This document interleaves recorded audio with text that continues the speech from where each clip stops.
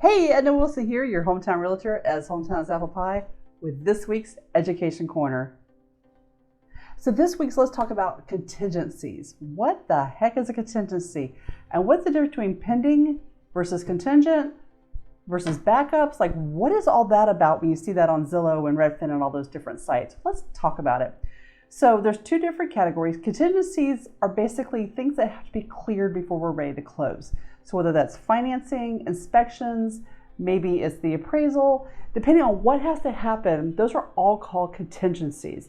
So when you see something in Zillow or Redfin or what have you that's marked contingent, that means there's still things that have to process through until we're ready to close versus a lender or what have you, appraisals, surveys, all that good stuff. Now, when you see that it's just marked pending, that's supposed to mean it's a cash deal and there shouldn't be any contingencies on it. That just means we're waiting for the title company to get the title work done and we're ready to close. If you see something marked backup, you'll see that from time to time. That means the seller is not necessarily in love with the contract they have, or they're not certain it's going to go through, so they're taking backup offers.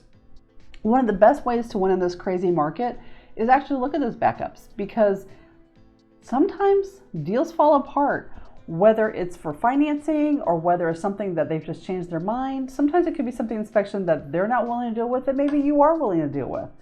Those are sometimes when, if you have a backup contract on a property, then that literally what happens is the first deal falls apart, you literally automatically have a contract. It's crazy. It's a great way to maybe steal a property. All right, well, there's a difference between contingent versus backup versus pending.